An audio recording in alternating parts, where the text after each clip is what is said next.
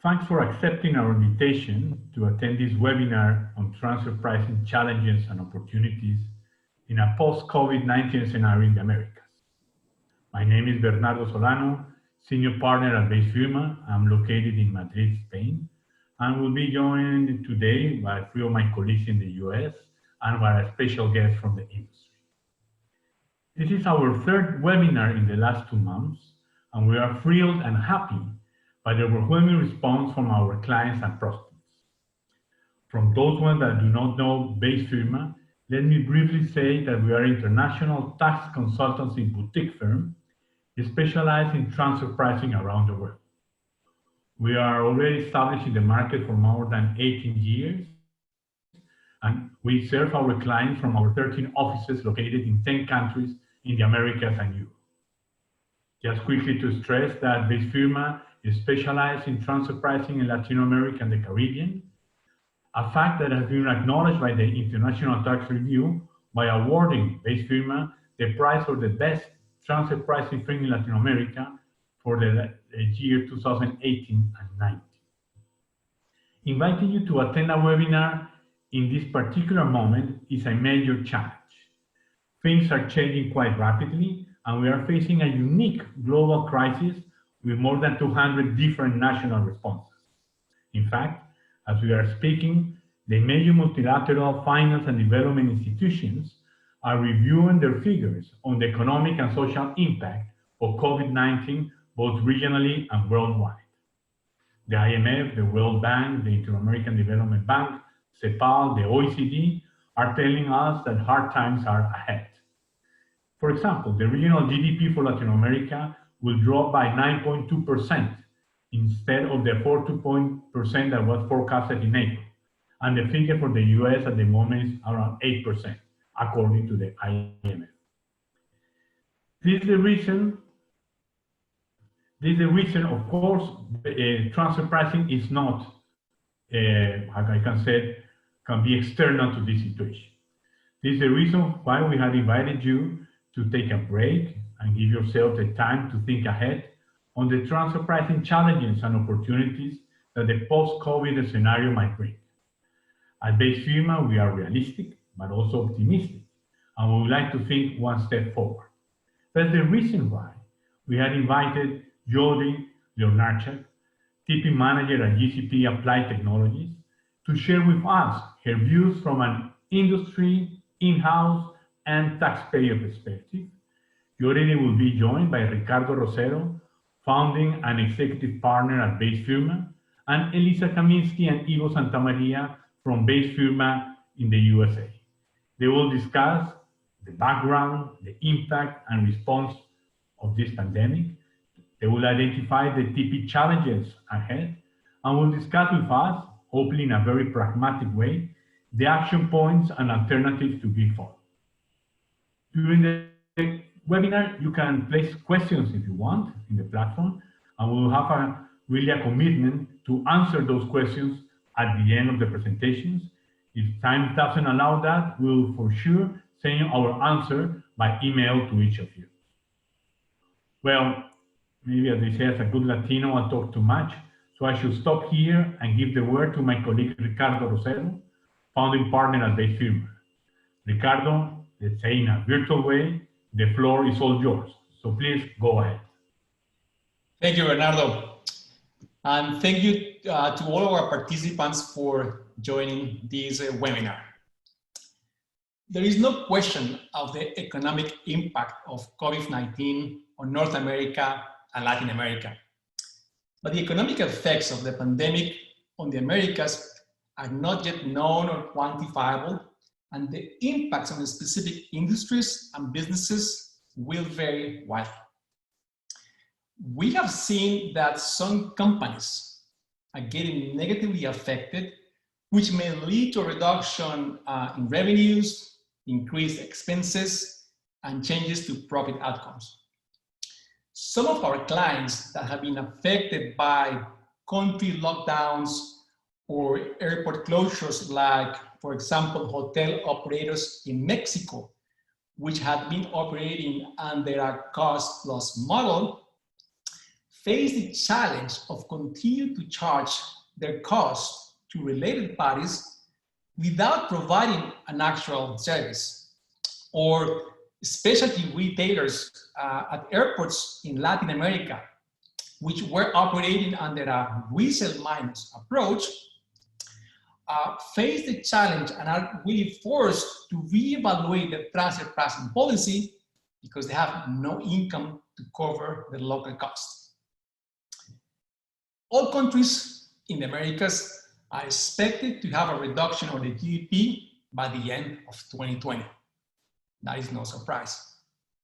Nevertheless, there is a wide range of economic contraction, with countries like Argentina, Mexico, and Peru with an expected GDP reduction between 7 and 12%. And on the other end of the spectrum, countries like Colombia, Uruguay, and Canada with an expected reduction of, let's say, 4%. Next year, when taxpayers start working on producing transfer pricing documentation to support 2020 results, they will need to take into account these differences in economic output. For example, if the comparable set of companies to support the results include companies from, let's say, Peru, with an expected GDP reduction of 12%, and Colombia, with an expected GDP reduction of 4.5%, well, that is a big discrepancy. So, what is the impact of this crisis on companies? In discussions with our clients in the US and Latin America, we have detected common issues or areas that have been impacted within their organization. The first one is cash management.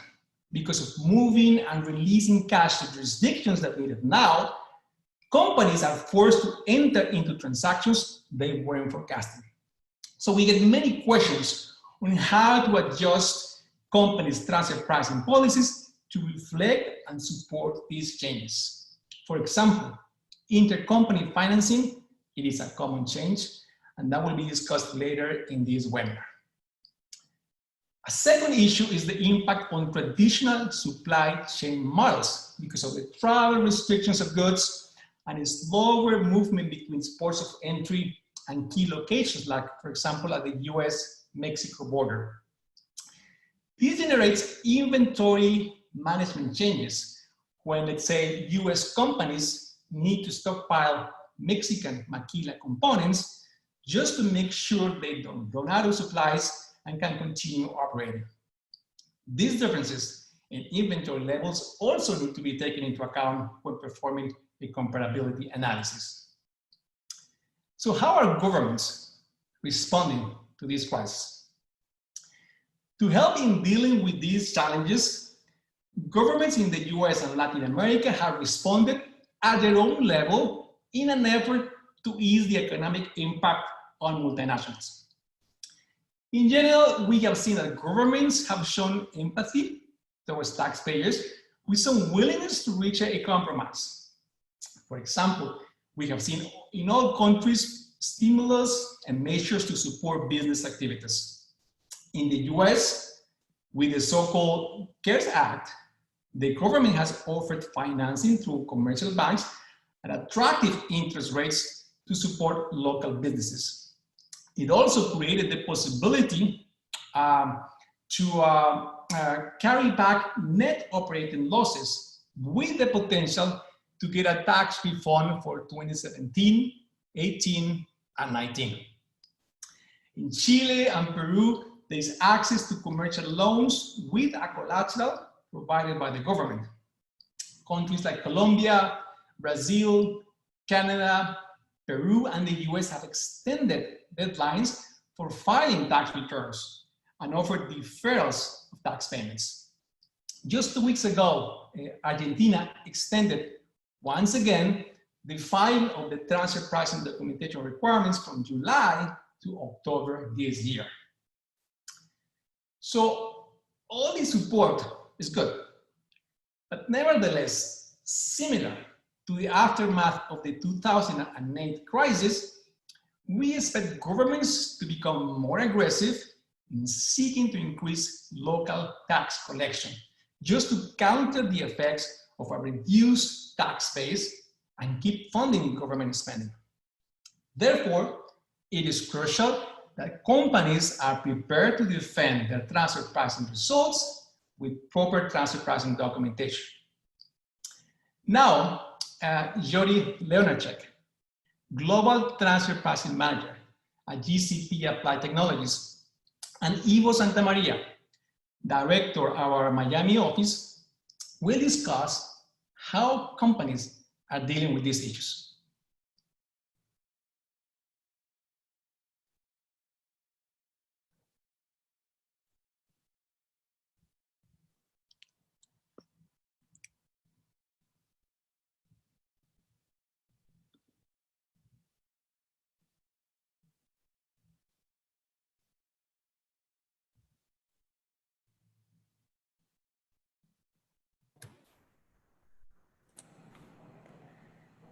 Sorry, Ivo, it appears you're on mute.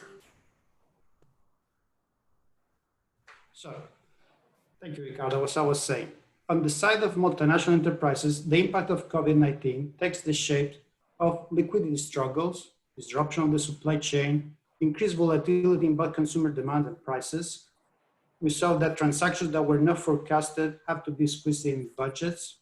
We have complications in HR management, such as workforce mobility, control functions, layoffs, travel restriction, which have an impact in permanent establishment status, DMP functions, and economic substance in general. And we also have challenges in documentation and compliance. We follow on with the supply chain struggles.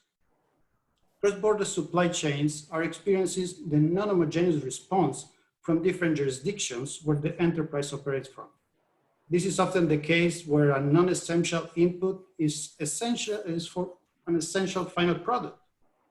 All this translates into interruptions or delays in the delivery of raw materials and finished products. We also face adverse warehouses conditions that may be understaffed because of social distances and ultimately the closing of production links. These delays in order fulfillment translate into the depletion of existing supplies. And even when some market segments can cope with the situations, others face scarcity or even empty shelves. Cancellation of contracts ultimately reflect into closing of companies and higher costs and lower profitability. Altering or shifting functions and risk across the organization to responding to the immediate needs of businesses, including the relocation of production sites, search for alternative sources of supply, divestment, or cessation operation. Don't forget that all these options count as business restructuring, and attention must be given to what damages a supplier or distributor may be entitled to as a result of a termination of functions. Less extreme options include the redesign of business models and intercompany policies, more frequent transfer pricing adjustments, and amending of existing agreements. Before moving on to the next slide, I will ask Jody to provide some comments on her experience regarding the impact of COVID-19 on the supply chain of GCP Applied Technologies. Thanks, Ivo, and thank you everyone for having me on the panel today. Well, the main challenge was managing the temporary plant shutdowns and figuring out how to pivot our supply and production among the various locations. In turn, and specifically as it relates to transfer pricing, we needed to analyze the changes between the intercompany suppliers and intercompany purchasers to monitor new transaction flows. And in many cases, even though the transaction flows may not have been new, there were stock buildups to ensure no supply disruptions. And in both instances, we had to reassess the transfer prices. Okay, thank you, Jody. Thank you. Regarding the risk allocation, many groups are structured around one or few entrepreneurs with limited risk operating companies around the world. That includes toll manufacturers, limited risk distributors, or intragroup services providers. Generally, under this model, principals remunerate limited risk affiliates with a routine return, effectively shielding them from most risks. Allocating losses to the routine entities is highly unusual. However, this might apply to regular business circumstances. Low risk doesn't mean no risk. Associated entities might bear some of the burden of external economic crisis. An example might be cost-plus based shared service center. In a two-sided analysis, they could charge fees that exceed the effective benefit of the service recipient. So there is not a solution how to keep these companies as limited risk and also be compliant with the arm's length. And regarding royalty holidays, royalties are often based on forecast. According to the OECD guidelines, any evaluation of modifying a royalty agreement should consider a risk analysis process and, above all, a comparability analysis. In this regard, Jody, did GCP take some actions regarding the return of routine entities? That's a timely question, Ivo. We need to consider the tax position of both the principal and affiliate in all circumstances. And as Ricardo mentioned in his opening statements, it might be beneficial if you have a U.S. principal has less return this year to benefit operating loss carrybacks. So we're assessing that as time goes on. But in the meantime, we want to ensure that our distributors still are incurring routine returns, but at the same token, manage the risk of the principal to determine if that practice would now mean putting the principal in the loss position. Right now, we don't believe a change in markup related to services is needed. It's typically the underlying cost that comes under scrutiny. And, we think given COVID that our regional and global hubs have probably spent more time related to the planning activities. And so that's what we're concentrating on at the moment. Okay, thank you, Jody, thank you. We now move on to the discussion of intergroup financing. We have discussed how a decrease in revenues impacts the cash flow. In a context of economic downturn, the risk aversion of financial markets increases and is reflected by a volatility of capital markets, cuts in base rates, and increase of country risk indicators. These elements, from one side, limit the access to financing for enterprises, but they also determine a deterioration of the potential comparables for intragroup financing. To avoid supply default, intragroup financing is the easiest path, yes. However, it must be considered probably a floating interest rate instead of a fixed rate will reduce the economic incentive to refinance along the road.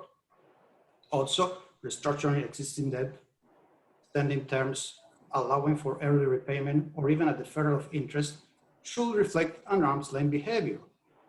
And the consequences, it may be, I don't know, a underpaid withholding tax issues should be considered.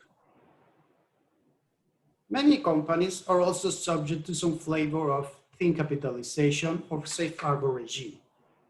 Even with no additional debt, a deteriorating balance sheet can bring the company outside of their safe harbor, affecting the deductibility of interest.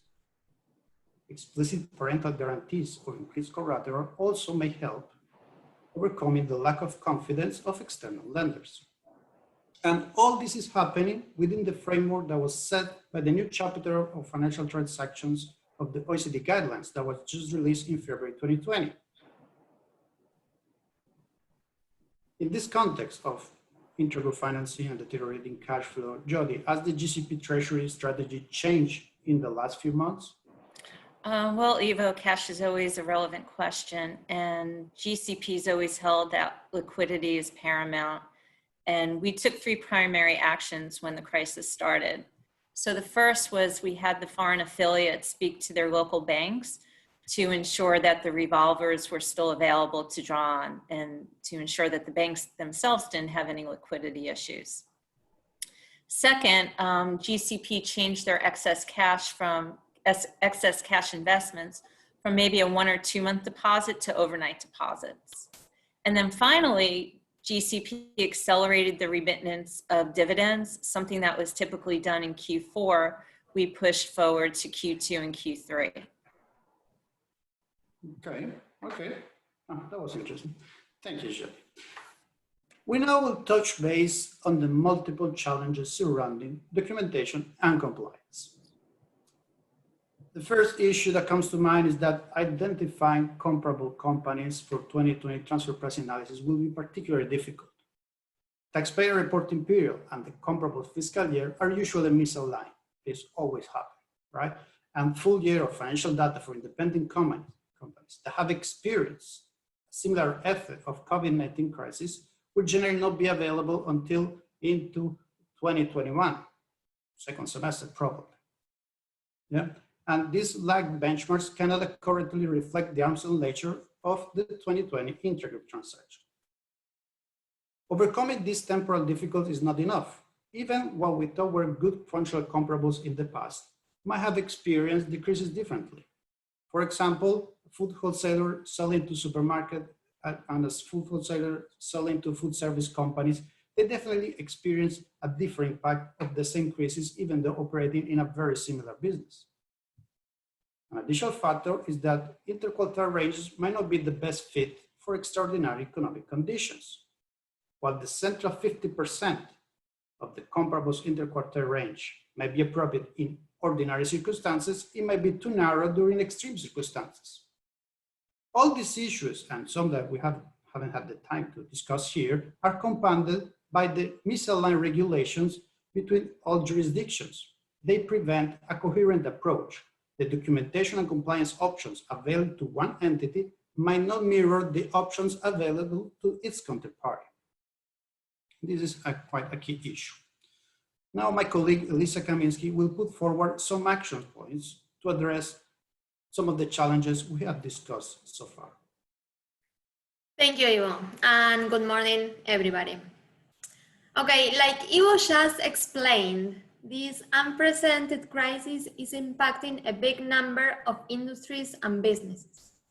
However, now is the time to take action and start planning and assessing your transfer prices accordingly and take a proactive approach instead of waiting until year end to make any necessary adjustments.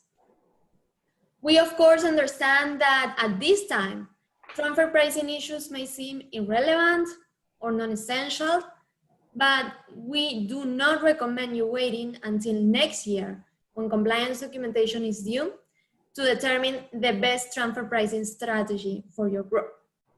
So let's see what are some of those action points you should start reviewing now. So the first thing you need to determine is whether your industry is affected or not. And if so, how badly impacted is it? Second, we recommend quantifying whenever possible the impact of the crisis on the company's business. And for this, it is important to keep constant logs of small impacts. The different logs you need to account for, of course, depend on each specific situation. But for instance, you could start by counting how many employees were sick during the period, accounting for sales reductions, demand variations, or increases in costs. It is also important to quantify for how long the crisis affected your business. For instance, if you had to close some stores, then for how long, or how long was your manufacturing facility idle? Our interesting item is documenting the implicit or hard to value impact of the crisis, namely employee morale or their productivity working from home, as they may have some difficulties adapting to the new normal, like all of us, right? And like Ivo was explaining also, it is key to understand the impact in the supply chain. Because, for example, if I'm a US company importing products from China, then most probably the supply of products will be affected due to government restrictions and tariffs. And not to mention that China sees most of its production capabilities during the first quarter. Finally, take into account all measures issued by the governments to alleviate taxpayers from certain tax obligations, as well as any assistance granted. And I want to highlight this because all of these logs are key. Because just stating that your business was heavily affected will not be enough. Tax authorities will request proof of such impact, evidence, documentation, and extensive analysis supporting the impact. Keep in mind that for loss-making group entities, a defense transfer pricing documentation, or how we like to call it nowadays, a TP crisis defense report, will be of vital importance. Elisa, this is a very important topic. Having been through a number of painful audits, I can speak firsthand just to how important having clear and concise documentation is. Outlining your position is imperative, and I suggest taking the time now while facts and circumstances are fresh in everyone's mind as opposed to a year down the road.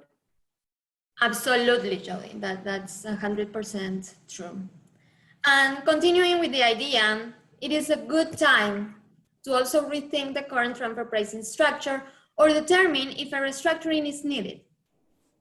At this stage, you need to ask yourselves if the impact of the crisis mirrors the risk profile of each link in your value chain. You also need to determine if the effects of the crisis will take a short-term or a long-term perspective. Because if the crisis will have a temporary impact, then with just robust documentation supporting the company's loss-making position may be enough.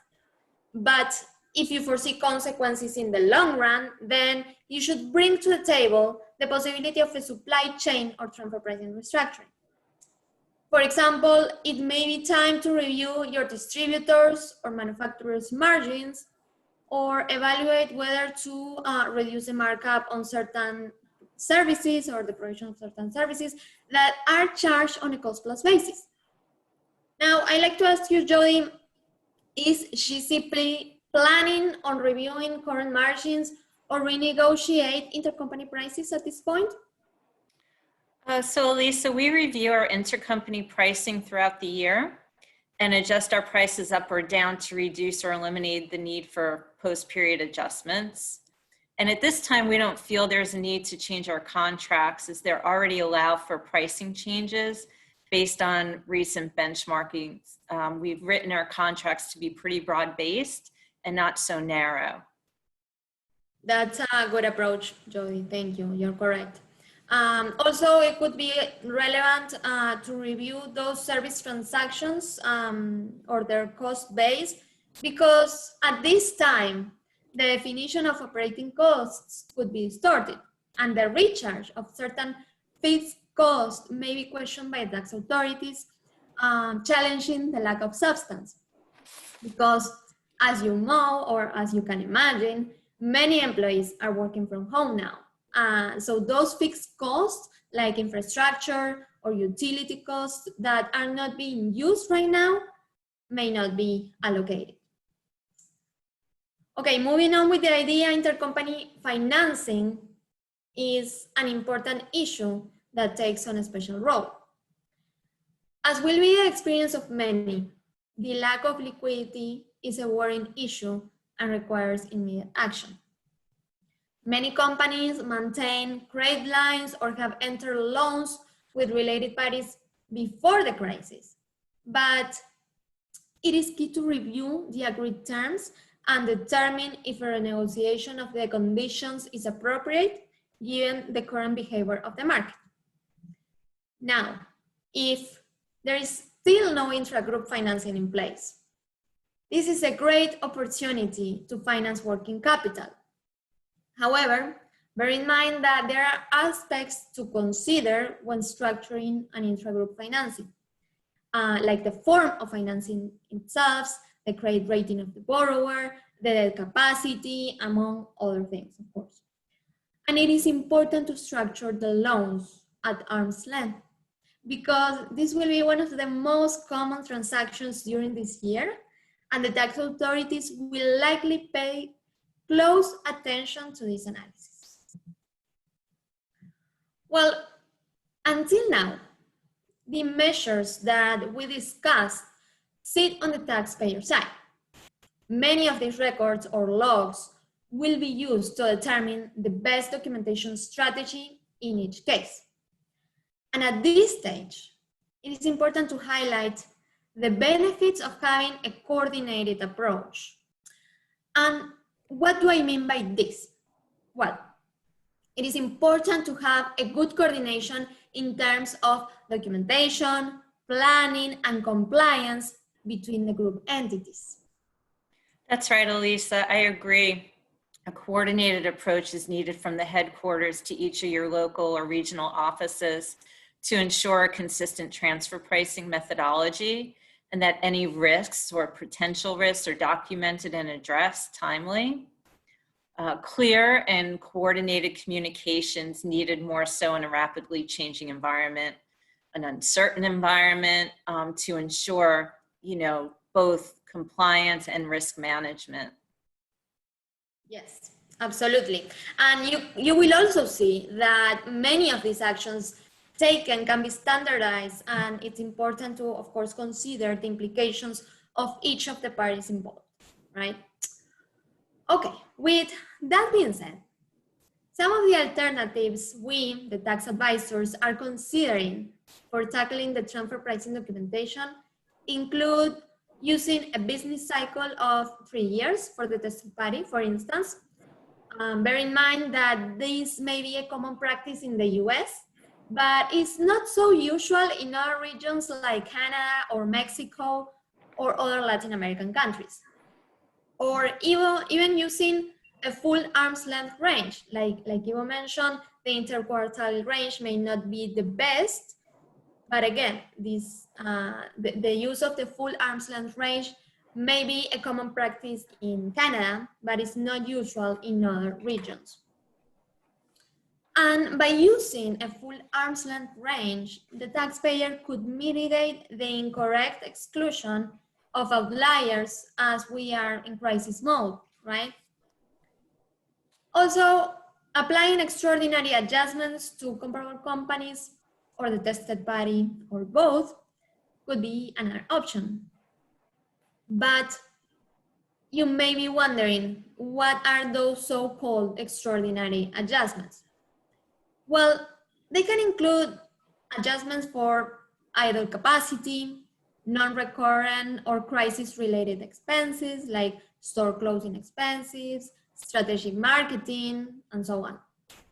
Now, Jody, what do you think? Do you think that any of these adjustments may be relevant for some entities within GCP? Hi, Elise, absolutely. These are very interesting points, and it will be interesting to test them out with the tax authorities, depending upon the results we start seeing. We're likely not going to reject companies due to losses in our benchmarkings going forward, at least for next year's results, and perhaps use a 3-year cycle instead of just the current year to benchmark. I know there's a lot of different opinions on how to treat that, but it's not enough just to take a position that you made a reasonable effort to comply with the arm's length range. I think tax authorities are still going to say you actually have to comply with the arm's length range. Indeed. And these adjustments must be supported and documented, because the tax authority could argue that we are all experiencing the same crisis, so these adjustments would not be valid or applicable. Also, it would be appropriate to refine the benchmark strategy to avoid industries that experience a different impact or not reject companies due to losses. Like Jody, I guess you're gonna be using that approach, as many of your previous comparables would be at loss or become bankrupt or private in the coming years. Now, as transfer pricing advisors, we could also suggest evaluating the option of implementing a profit or loss split methodology for certain businesses only, or replacing the pricing methodology in place with a more appropriate one.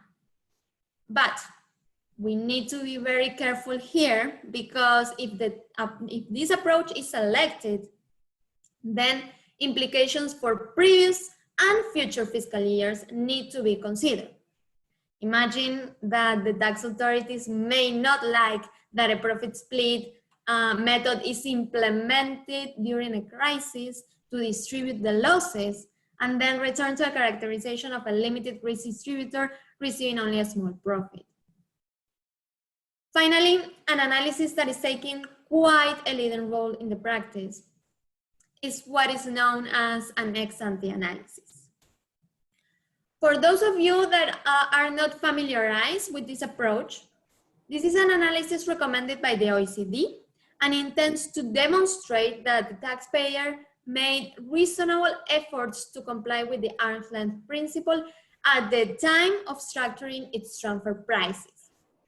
This analysis is based on forecasted figures as opposed to audited financials. Now, Jody, from your perspective or experience, have you contemplated using this ex-ante analysis? Lisa, we have contemplated it, and we typically come up with our transfer prices at the beginning of the year based on a forecast. But I think, you know, like I mentioned, the tax authorities are going to say it's not enough that you made the effort to comply with the arm's length. You're going to have to prove that you did meet an arm's length standard. It's going to be interesting to see how that pans out. Yes, yes, indeed, Jody. I agree with you 100%. This analysis is good in theory. Yes, it has a good rationale and theoretical rationale, but in practice, it could be challenged, especially in those Latin American countries, if there's not enough evidence of the reliability of the projections and the assumptions used. Okay. Well, Jody, Elisa, really thank you very much for this really nice session, really very remarkable points you have made. Also, thanks Ivo and Ricardo. I wanted to ask Elisa if she can help us, because I think there are very interesting points that have been mentioned. If she can really highlight some takeaways so that at least we go home with something, thinking ahead and thinking in a positive way, in an optimistic way. So Elisa, help us with some of your takeaways. Absolutely, Bernardo, thank you. Well, to conclude, we are experiencing extraordinary times that require extraordinary measures. Now, although that the tax authorities are being friendly and granting many tax benefits to companies and individuals, we do expect to see an increase in examinations and audits in the following years. And this makes complete sense, since somehow they will need to recover what was invested during this crisis. Finally, we recommend that you evaluate with your advisors or regional coordinator the best alternative for your business to ensure the compliance with its arm's length principle during this crisis. Remember that proper transfer pricing documentation will help support that the results outside the range are produced for business and commercial reasons and not due to aggressive transfer pricing planning. And to conclude, I'd like to also ask Jody, do you have some final remarks or recommendations for other tax directors and managers out there dealing with this crisis? Yeah, thanks, Elisa and Bernardo. We do have a couple of takeaways at GCP. In summary, I think it's a good time for everybody to inventory their current agreements and documentation and implement documentation where none exists. Second, I think a large takeaway is that you need to monitor changes in various tax jurisdictions. We have COVID trackers set up for each of our regions, and by country, it gets updated monthly. And finally, I would say that you have to work with your supply chain and financial planning and analysis teams, because forecasts and ranges of forecasts with a best case, base case, and worst case scenarios have never been so important to determine benchmarkings. Very valuable remarks, Jody. Thank you. And with that being said, I appreciate you joining us today. Thank you. And now I give the floor to Bernardo. Well, yeah. Thank you very much, Elisa. We come to the time for questions, our interactive part of the presentation. I always get quite nervous because I hope I can read the questions properly, and I hope we can give the proper answer. But okay, questions are prompting here, so maybe let's go to the first one, and I will see which of my colleagues would like to answer it. It goes as follows. I will read it. Can you provide some advice for taxpayers that have entered or are about to negotiate an APA with the tax authorities? I don't know which one would like to answer this question. I can take that one, Bernardo. Okay, please go ahead. It's a good question because for many companies, the crisis may have resulted in conditions that are not in line with the critical assumptions concluded on APAs. And tax authorities will require taxpayers to report a breach of the terms of the APA as soon as possible. So an option could be to approach tax authorities to renegotiate the APA over the affected time period. Now, in the case of affected taxpayers who are still in the process of negotiating an APA, probably it will be difficult to continue the APA application without evidence to show the level of impact on the taxpayer's results.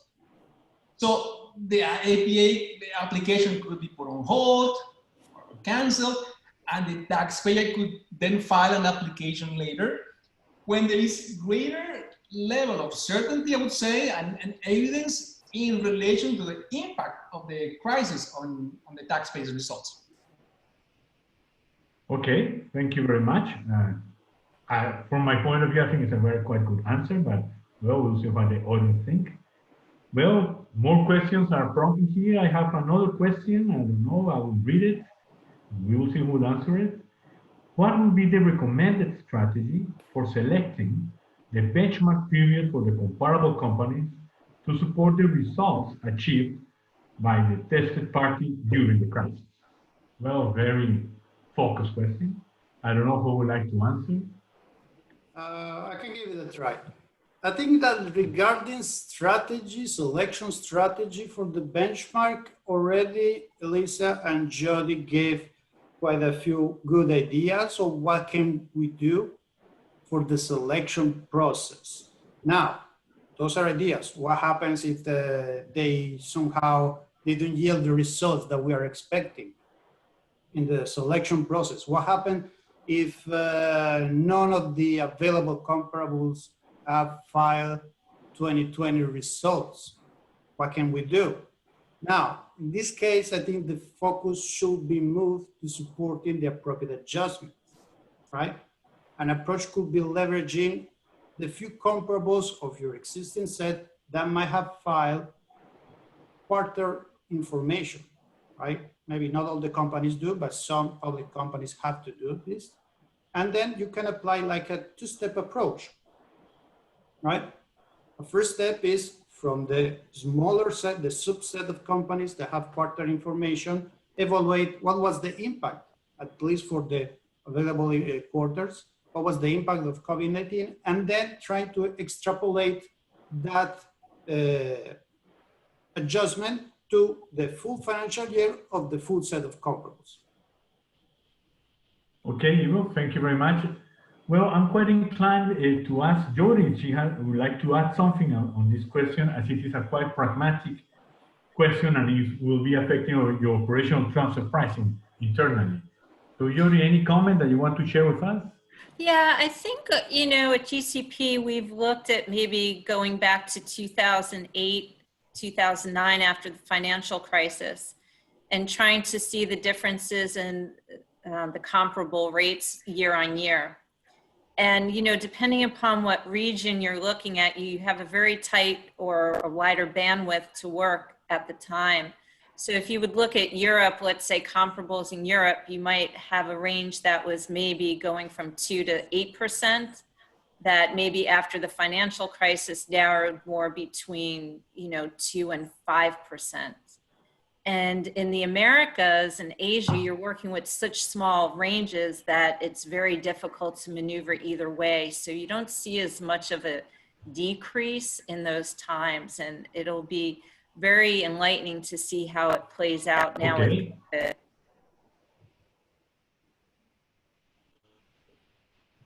Okay, we're still having some questions here, but I think our producer is telling us that time is running out.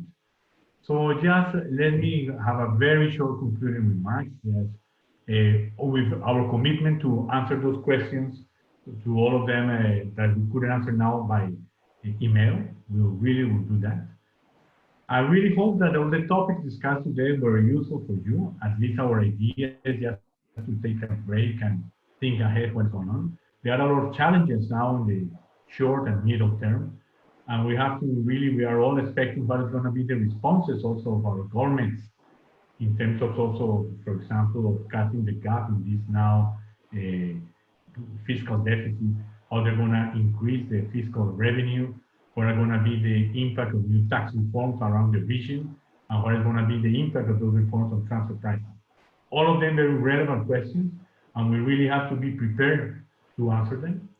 At Base FIRMA, we are looking forward to offer you our expertise in designing and implementing an action plan for this particular circumstance. We really want to really help you having a more proactive action on transfer pricing at all levels. I just want to say goodbye by sharing with you our hope for the last news related to the development of vaccination against COVID. I think that's nice news. I hope we'll have news, better news sooner. And please, all the best and keep in good health. So thank you very much for attending and looking forward to meet you in our next webinar. Okay, thank you very much.